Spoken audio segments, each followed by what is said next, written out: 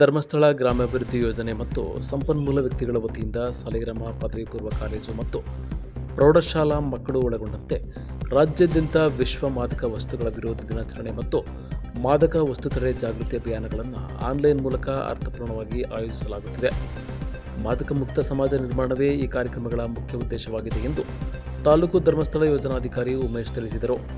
ಇದೇ ಸಂದರ್ಭದಲ್ಲಿ ಪದವಿ ಪೂರ್ವ ಕಾಲೇಜು ಪ್ರಾಂಶುಪಾಲರು ಸುರೇಶ್, ತಾಲೂಕು ರೈತ ಸಂಘದ ಅಧ್ಯಕ್ಷರು ಶೇಖರ್, ಉಪನ್ಯಾಸಕ ನಾಗರಾಜ್, ಪೊಲೀಸ್ ಸಿಬ್ಬಂದಿಗಳಾದ ಕೃಷ್ಣಮೂರ್ತಿ, ಮಂಜು ಸೇರಿದಂತೆ ವಿದ್ಯಾರ್ಥಿಗಳು ಹಾಜರಿದ್ದರು.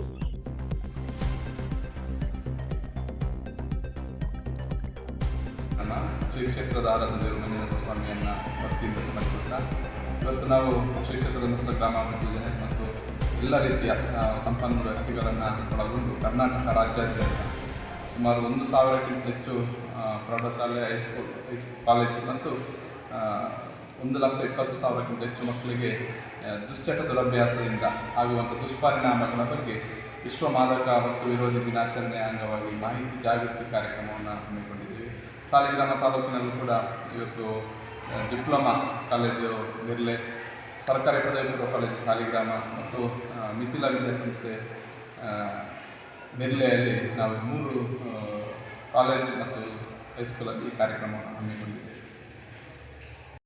ಇಂದು ನಮ್ಮ ಕಾಲೇಜಿನಲ್ಲಿ ಧರ್ಮಸ್ಥಳದ ಕ್ಷೇಮಾಭಿವೃದ್ಧಿ ವತಿಯಿಂದ ತಂಬಾಕು ಮುಕ್ತ ದಿನಾಚರಣೆ ಅಥವಾ ವ್ಯಸನ ಮುಕ್ತ ಸಮಾಜವನ್ನು ನಿರ್ಮಿಸುವ ಉದ್ದೇಶದಿಂದ ಇಂದು ಧರ್ಮಸ್ಥಳದ ಧರ್ಮಾಧಿಕಾರಿಯವರು ನೇರವಾಗಿ ನಮ್ಮ ವಿದ್ಯಾರ್ಥಿಗಳೊಂದಿಗೆ ಮಾತನಾಡುವಂಥ ಒಂದು ಅವಕಾಶ ನಮ್ಮ ಕಾಲೇಜಿನ ವಿದ್ಯಾರ್ಥಿಗಳಿಗೆ ಅವಕಾಶ ಸಿಕ್ಕಿದೆ. ಇದೊಂದು ಅತ್ಯುತ್ತಮ ಕಾರ್ಯಕ್ರಮ.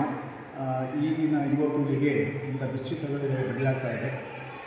ಸೊ ಈ ನಿಟ್ಟಿನಲ್ಲಿ ಧರ್ಮಸ್ಥಳದ ಧರ್ಮಾಧಿಕಾರಿಗಳು ಒಂದು ಒಳ್ಳೆಯ ದೊಡ್ಡ ನಿರ್ಧಾರವನ್ನು ತೆಗೆದುಕೊಂಡು ವಿದ್ಯಾರ್ಥಿಗಳೊಂದಿಗೆ ನೇರವಾಗಿ ಸಂವಾದವನ್ನು ನಡೆಸುವುದರ ಮೂಲಕ ಈ ದುಶ್ಚಟಗಳಿಗೆ ಬಲಿಯಾಗದೆ ಸದೃಢ ಸಮಾಜವನ್ನು ಹೇಗೆ ನಿರ್ಮಿಸಿಕೊಳ್ಳಬೇಕೆಂಬುದರ ಬಗ್ಗೆ ಒಳ್ಳೆಯ ಸಂದೇಶವನ್ನು ನೀಡಿದ್ದಾರೆ.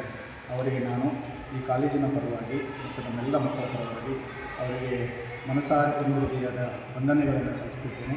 ಅವಕಾಶಕ್ಕೆ ಮಾಡಿಕೊಟ್ಟಂಥ ಎಲ್ಲ ಸರ್ವರಿಗೂ ನಾನು ವಂದಿಸುತ್ತೇನೆ.